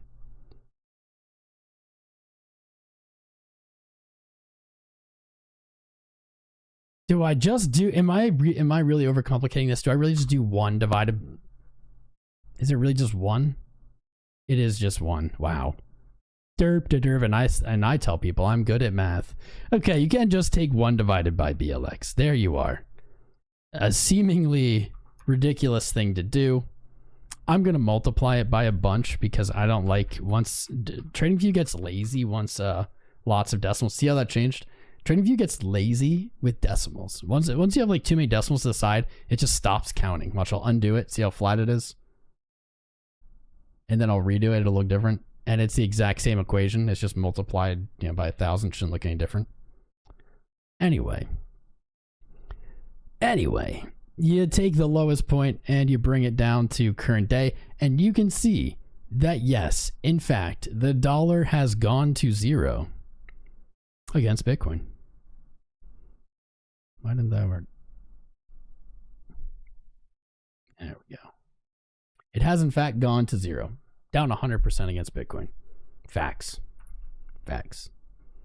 I don't know if that's the chart that you showed, Tillin, but I mean, you're right. It is true. It is absolutely true. When Bitcoin started, you could at one point buy all of the Bitcoin for $1. I don't think that ever actually happened, but you could at one point buy lots and lots and lots of Bitcoin for $1. Every year you've been able to buy less Bitcoin for $1. Every single year. That is trending to zero. Zero. What's up, Janix? I see you, brother. Lucifer. Who else is here? Mr. J. New here. Welcome, Mr. J. I'm sorry. I've been getting distracted all day. I've been doing running. I realized how sedentary I've been for the last few years, and I think it was not leading to happiness. I think it was leading me to depressedness. And joined a running club, and I suck at running, and it's miserable, and I hate it. But yeah, I did my little, it was actually a 3-mile run yesterday, and I died, but I came back to life, and I think it's doing good for me today. Crypto City, third timer, but kind of new. I don't know if you're still here, brother, but let me at these people. Mr. J. Mr. J's still here. Crypto City's still here. Welcome, friends. Nothing is real. It's all 0 and 1s. COD player. Asked about Starknet. I don't know what that is. You're new, John Schultz. Are you still here? I'm adding these people to see if they're nice. They're still here. I have been trading like 8 years. I started with Bitcoin and crypto. I'd never traded before. My story is I grew up poor. Grew up with just my mom. Grew up very poor. Didn't learn about investing or money or anything. I went to college, got a degree, got my student loans. Couldn't get a job with it, so I went into sales, did sales forever. Got laid off. And then for the first time in my life, I had like 6 months to be like, what do I want to do? Like, I've been chasing money, right? So I did sales because it just paid. And I finally had 6 months to be like, what do I want to do? Where do I want to go with my life? Because my college thing didn't work out. For political science, it isn't a job. And so I was like, Bitcoin. I love Bitcoin. I had found Bitcoin, 2 years earlier, and I was obsessed with it. So I thought about probably part of why I got laid off. Kept talking about crypto and shit. They didn't like that. And I was like, I want to do Bitcoin. But that was in 2019, and you couldn't get a job with Bitcoin. And so I said, there's a lot of shitty content on YouTube for crypto. All of it was shitty. Really all of it.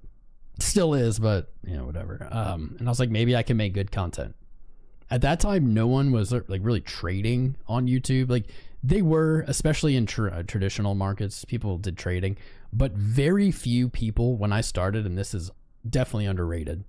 In 2019, when I started on crypto and trading, it was not consensus that you could apply traditional technical analysis to crypto, meaning the charting and shit we're doing today. It was not consensus. In fact, most people said you can't do that. It doesn't work. And whatever, what does doesn't work mean? But I learned technical analysis and trading through crypto, not on stocks. And at that time, that was unheard of. I was like a black sheep. Like we would talk trading. People would be like, stocks, blah, blah. And I'd be like, yeah, actually I started in crypto. And they'd be like, what are you talking about? Now there's a lot more people that start in crypto when they trade. But when I started, man, and I was making content, nobody did. Anyway, yeah, that was my long story short. Marco's new. What's up, bro? Did I catch you, Marco? I wear these sunglasses. Nope. There he is. I wear the sunglasses, I don't know, just like a gag. People liked it when I started streaming. I didn't know. I started streaming, bro, and I had no experience on social media. Like, I never tried to do social media. Like in my personal life. I just thought it was like a waste of time. And then I made it my job, and then it's like all I did. King Future's old. Tom's a clanker. Dylan, you're a clanker, bro. Get your clanking self out of here. I love the word clanker. Kudos to the young people who came up with the word clanker. Subbed for a long time. Hell yeah, brother. I should make this bigger again. Did the bots slow down? I almost feel like I shouldn't stop streaming because the bots are just flowing. Bro, I'm here and I'm real. That's right, brother. Put the dressing gown. Is he high? Yeah, he's high. First notification in forever. Yeah, I don't know how they work. To get notifications on YouTube, you basically have to like watch a channel's content recently. I feel like if you don't watch some like a channel for months or a month or something, like it just like stops showing up until you watch it again. If you don't have notifications enabled, obviously you don't get notifications, but you have to have them enabled on YouTube, like on the channel, but then you also have to have them enabled on your phone, and you have to have the YouTube app on your phone or else you won't get notifications. It's weird. Most people don't know that, but if you don't have them enabled on both, like on the channel and on your phone, literally, like my iPhone, go to notifications, enable for YouTube, then you won't get them. Jason Casper, I like him too. Love that dude. Love Frankie Candles, good dude too. Kelly's here. Kelly Killam's here. What's up, Kelly? How you doing, bro? He is new to crypto. He's all in on XRP. Or is Dash a good investment? Why do people dude, you made, like, I like that point. Why do people talk, like, it's weird how that isn't a crazy statement. Like, I swear I've heard people say that recently. Like, new people, they're like, XRP, which, like, isn't that crazy to me because, I don't know, like, new people have, for some reason, always been suckered into XRP. Hasn't aged well for them. But, it's randomly, it'll be Dash, too, and I do not know why. Like, why in the hell would it be Dash? I'll tell you this. If Dash ever rallies ever again, I mean, you can see since the beginning of the year I've had like a long here at 2240. If it ever does anything, it's at a very, like, it's at a very strong buy if it ever fucking rallies again, man. 24, look at this, used to be 1500. It's at 24 after break. You know, this might not even be a bad buy. It might not be. I hate to say this. It's so weird. It might not be. Literally this year hit its all-time low at 1750. And so it's like you're betting on a dead horse. And I get that. I'm not saying, please don't go all in. Because it's not the total all-time low. Don't go all in. But like this might be a play. You broke all of this. You broke it this year. Looks like some kind of reversal. I'm not saying it's going to 1500. But like I think you get like a 2-3x out of this. Wipe your hands of it pretty easy. Can you imagine if it goes back to all-time high? 7,000%. I don't know though. Why? Like, how do new people ever hear about Dash? That confuses me every single time I hear about it. Who did you learn trading strategy from, Nova? Like I said, I started trading on YouTube. I started trading crypto first. And I started trading on YouTube, and it was a time where people said you couldn't apply traditional analysis to crypto. And so almost everything I taught myself. A lot of my teaching was through losing. I lost a lot of money. When I started trading, I lost like 85% of my capital, maybe more. Thank God. So this was before crypto had leverage. Like, crypto for the most part did not have leverage. It didn't have like leverage exchanges other than like BIF and X, like until 2018, 19, something like that. When I started in like 17, there was very little, if any. Like, it wasn't common, put it that way. I probably would have lost everything. Thank God there wasn't. But I lost like 85% trading spot, which is rough. And the best teacher is pain. You know, the baby touches the stove, the baby doesn't touch the stove again. What's the run club? Nah, it's just like a local thing. It's not, doesn't exist anywhere else. How far did I run? It's 3 miles. I cheated a little bit. But swimming's really good for you. I could do that. I could do swimming. I'm just like, I did like pole vaulting and sprinting in track in high school. I've just never been a distance runner. I got like, I was like short legs, but I got sprinter's leg. I have a sprinter's body. I don't have a runner's body. I don't have like long, thin, yeah. Hide the custom taker and half the chat would shout how bullish the chart looks. That's true. Our favorite mathematician. Who is this guy? I have no idea. You're so handsome. Thanks, bro. Appreciate you. Which is the one that people would long? Isn't it 1 BTC USD? No. -1 to invert. Yeah, so left field, I didn't want to invert it though. I wanted to show the literal decline. The literal decline of the dollar. So in theory, the dollar has always been worth 1. If Bitcoin is measured in dollars, it doesn't matter the strength of the dollar in that sense. It's just 1 as a unit, so you just do 1 divided by.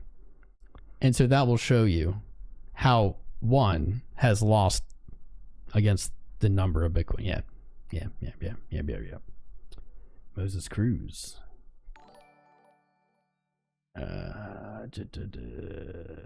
Why is gold pounding? Because, bro, look at the world. Look at the world, dude. It is no surprise.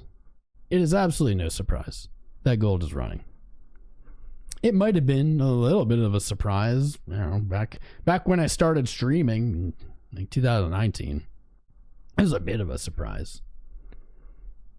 But like, it is no surprise. The world is on fire, bro. No one knows what is going to happen tomorrow.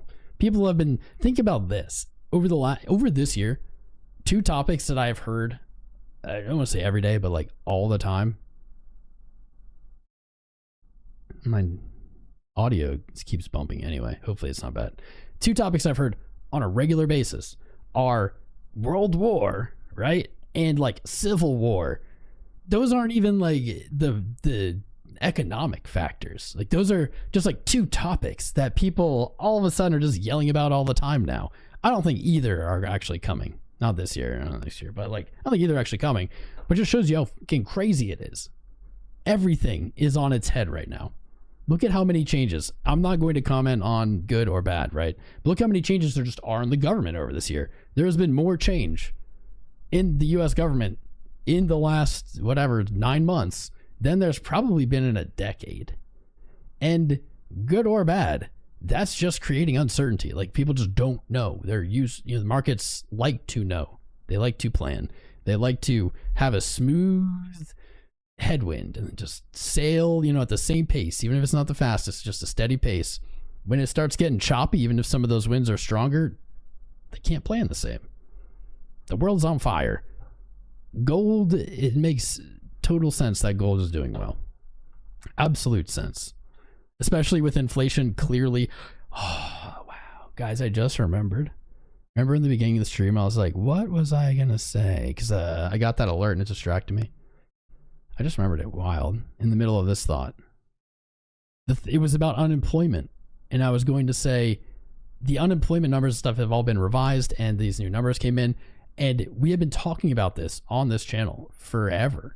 We've taken polls. We've talked about it on FOMCs and things when they say the labor markets are robust, wage growth is whatever.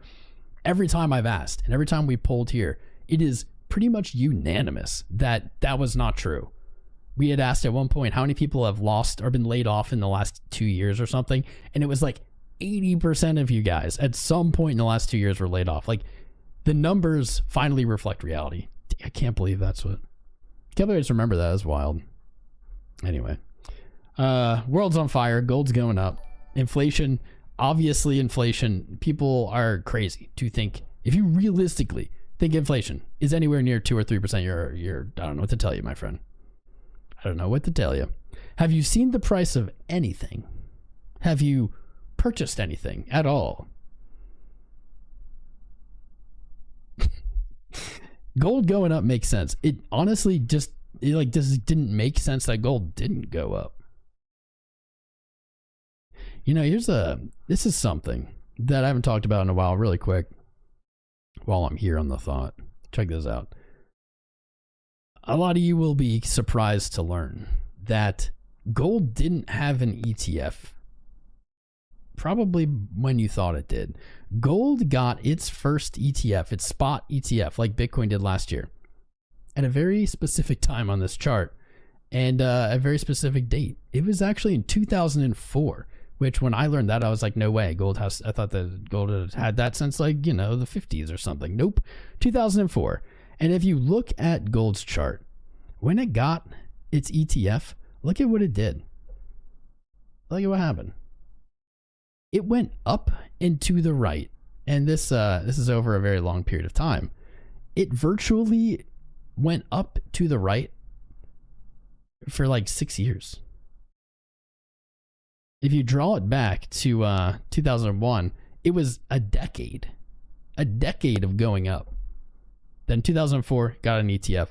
And this is, people are talking about like the 4-year theory, 4-year cycle being dead or something. A lot of the time they just throw that out there because it's clickbait and because people want to hear it. It's, I don't know, interesting because it's like accepted knowledge and someone's going against it. They're a rebel. They're so smart. But they usually have nothing to back it up other than like institutions. I don't know. You know, like just whatever it is. This is the only piece of evidence, and it is such weak evidence to draw that conclusion. Definitely supporting evidence if you had something. But like gold hit ETF and then just entered this period of up and to the right steady growth for many years. Like here's the bear market, right, in gold after it got an ETF. It went down 33%. It took less than a year. It was like between, I don't know, the beginning and end of 2008, yeah. 33%, but just went up. Never broke lows, just blew up, retraced, blew up. If you're going to say the 4-year cycle is dead, and I can see where you'd be like, kind of explaining away the euphoria, the explosive growth and stuff. I can see this saying, all right, we got an ETF and prices kind of behave that way. It's like, it's not going back to lows. It's just moving up and going to the right, moving up, going to the right. And that, okay, gold did that after it got an ETF, Bitcoin got an ETF, so it's going to do it. That's the only validity to that argument at all. Like outside of that, it's just like clickbait. But gold did it. And I would love to see Bitcoin do it. Love to see that. But I just think it's crazy to call it already. Crazy, crazy. My target for gold is like 5,000, maybe this year. Maybe sooner than you think. Yeah. Check back in on this bad boy. Well, our little lesson on VWAPs, man, it took some time. A little lesson on VWAPs is aging. What's up, Frank Gonzalez? JF Hartman, BS. I don't know if you're real. I should just try to @ these names because that usually will tell you if they're real. JF Hart, not in the chat. Frank Gon, not in the chat. Brown Skin Kia, not in the chat. Melanie, yeah, these are probably bots. Tom, please some coins for weekend. Bitcoin. Honestly, if I was looking at a coin for this weekend, it's probably hype. Probably hype. Let me refresh the chat. I got lost in my sauce again. Happy Friday, everybody. In 2004, you turned 30. Good times. Shout out to you, Jennifer. Aging like wine, I'm sure. Costs too much money to have kids? Yeah, bro. Absolutely. Even your ultra-conservative parents are finally noticing the price increases and everything? Yeah. I think you have to be in a coma to not notice it. Inflation is at least 25%. I have no idea. You know, like the prices of things, it's very hard to track in that way. It's very hard to like say what moves the prices. But the thing is that inflation, it doesn't matter. Inflation isn't its own magic force in a bubble. Like inflation isn't like this like plague, right? It's not like this thing. Inflation just means when prices go up. So I've heard people try to be like, yeah, prices are up, but there's not inflation. And it's like, dude, you think that these things are separate.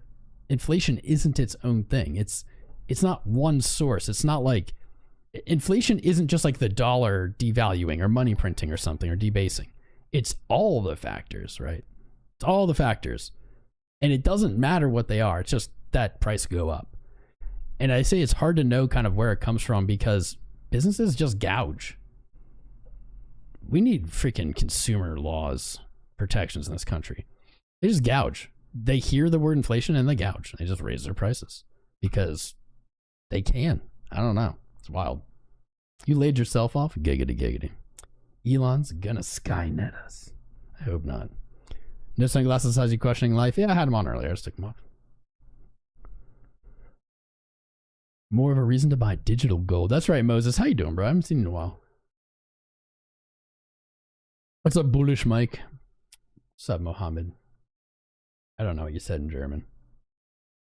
All remaining VPN players have the restrictions lifted. Patriots will soon capture the bases, I imagine. Bullish Mike, I don't know what you're talking about, but I like that. It's funny. So much uncertainty in every sector. Exactly. ICG started in Forex in 2013, and Baby Pips, damn, was, yeah, I will give it to you. ICG Baby Pips is great. Baby Pips is great. If you I don't know, if like if your mom wants to trade or grandma wants to trade, anyone who doesn't have any background in trading, Baby Pips is great. Join crowncrypto.com. Join crowncrypto.com.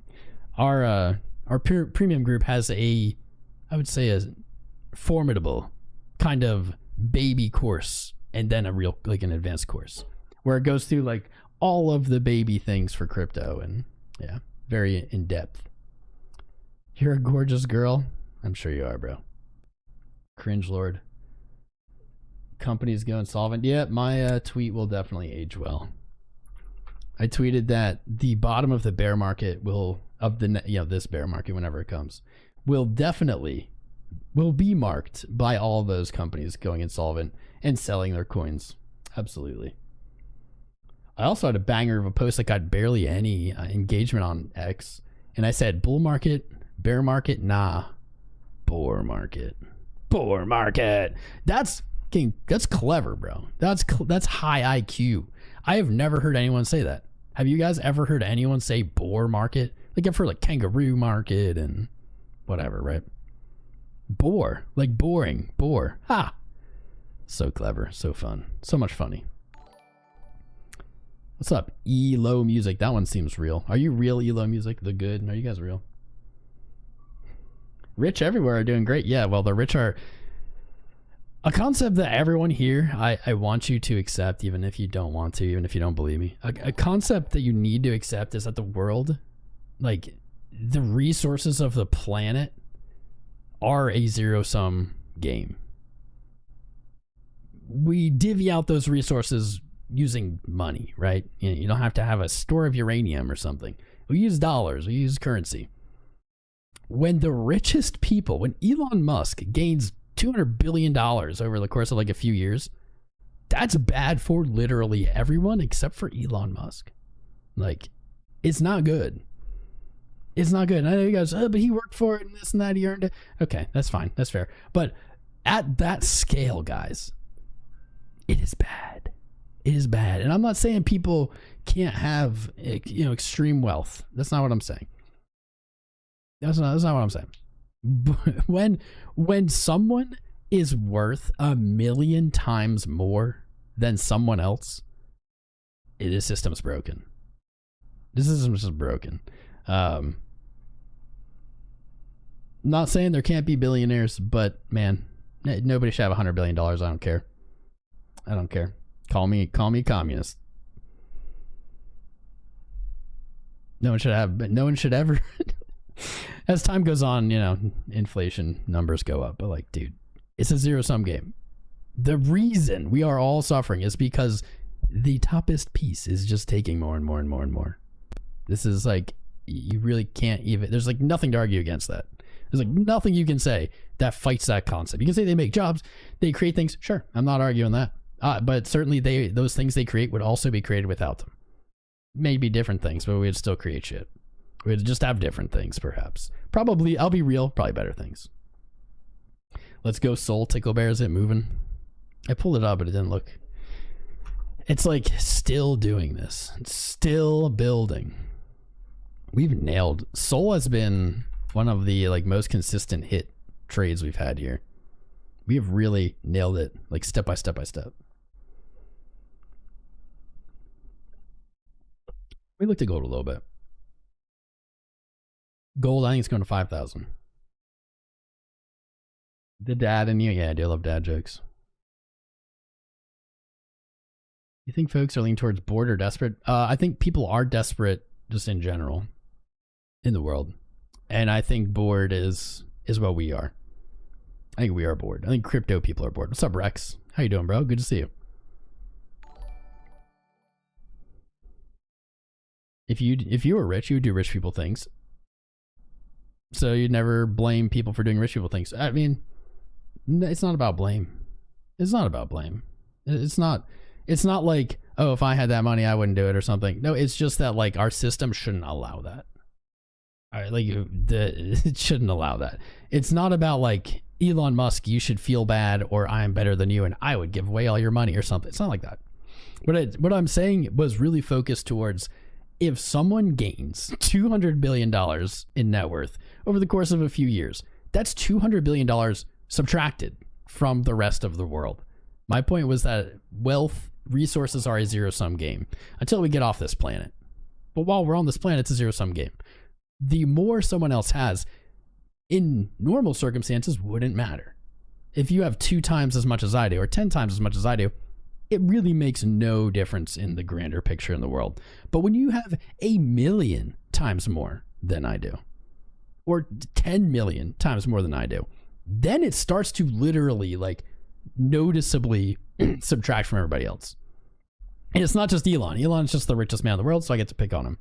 It's not just Elon or something. It's this entire ultra wealth 0.1, 0.01, whatever percent.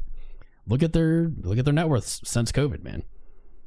You wonder why your position, you aren't getting anywhere. You aren't making more money. You aren't getting wealthier over time, because all that wealth is going up. The trickle up system, the only trickle down system that's ever been in the history of humanity, is rich people pissing on poor people. That's the trickle down system. It had never been no other kind of trickling. Never explained your joke if you don't get it, sir. Lost. No, I know. I didn't explain it on X, but I thought it was funny. Anyway, I'm going to stop you on about the rich, though. Eat the rich.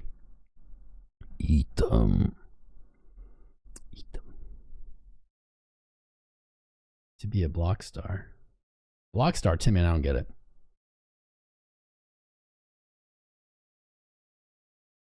Dude, Epstein's, oh God. Oh Lord. Silver? Yeah, I didn't pull up silver. Oh man, we've been live 2 hours. Went to the bathroom before, so I didn't have to do a midstream pee. Let me see. Silver, did you break 41? Nope. Silver, exactly. This is something I loved about metals. They respect the TA, man. They respect the TA so much.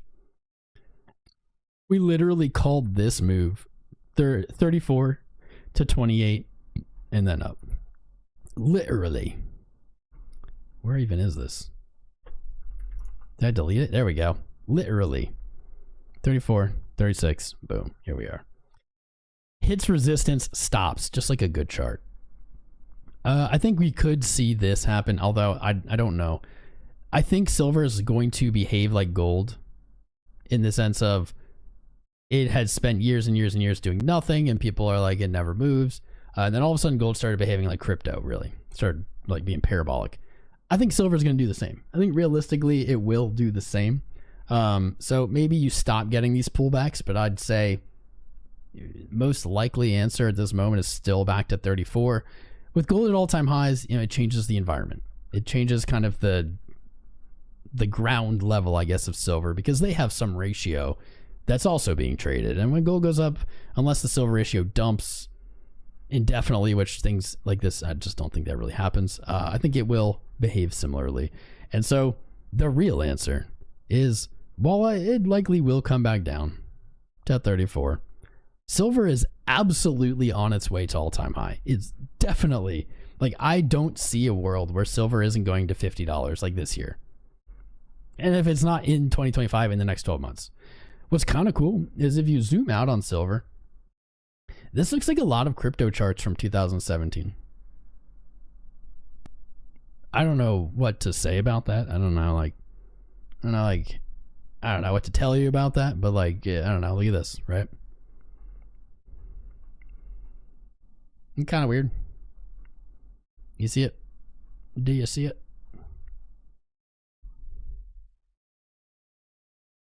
You see? High, basically double top, higher low, and that's going back to that previous all-time high. I don't know. I don't know. I do know that there are reasons that silver and gold shouldn't go up, like their industrial applications. When I say shouldn't, it's in the meaning of if they do, it's going to be interesting what happens to the costs of certain goods that require them as material components. They, like computers. What happens to computers? I'm ready for $1,000 silver. I don't know if you're talking about silver though. What's up, 𝐒𝐈𝐆𝐍? Red Heart LLC Credit Repair.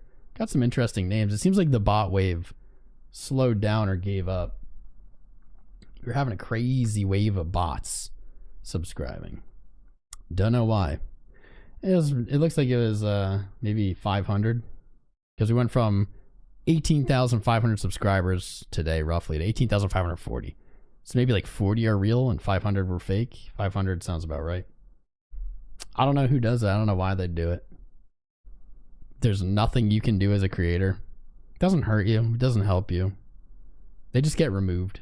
Like, they'll just be deleted. I don't know. It's weird. It's weird. Okay. We've been live too long. It's time to go. It's Friday. What are you guys doing on Friday? Check out the paper to silver ratio, I bet.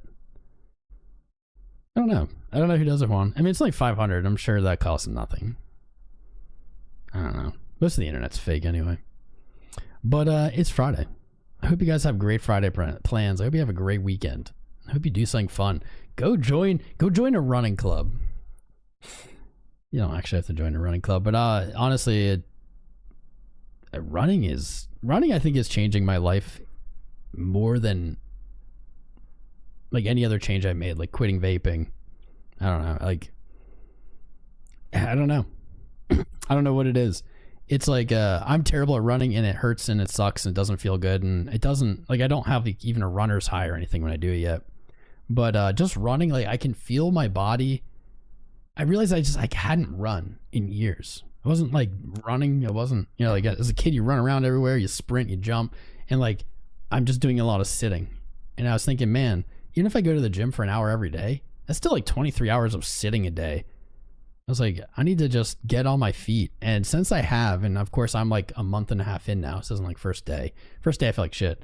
I just feel like my body processes like starting up again, like in a way that they've kind of been shut down. Like I don't have that feeling of like, oh, I don't want to move my muscles, because I felt that way all the time, and now it's getting not quite like that. Of course, a lot of you probably have jobs where you move around. A lot of you probably don't work from home, sitting on your ass like I do. So I'm maybe a little more sedentary than most. Anyway. Join the Discord, discord.gg/TomCrown. If you're looking for one-on-one mentoring, our premium private group, check out joincrowncrypto.com, sign up, get one-on-one mentoring with me while supplies last, as I like to say. It's like jumping through charts looking at shit. The links in the video description below. Sign up to help support the stream. They're affiliate links. You'll get big bonuses on the exchanges like BYDFI. You don't need to KYC. And if you ever have any issues, I will advocate for you. So it's a big value. Keeps our stream going. That's why I'm able to not accept money from the scammers and shillers and bullshitters, and you know the deal. Anyway, happy Friday. When up, only hopefully soon. Don't get one of those underdesk stationaries. They're no good. I'll have to ask you about that. Use it or lose it, exactly. I have a treadmill like Jason or Sammy. It's just hard, dude. It's hard to like stand and walk and manipulate the computer. I did it for like a month or two. Anyway, I love you guys. I will catch you on Monday.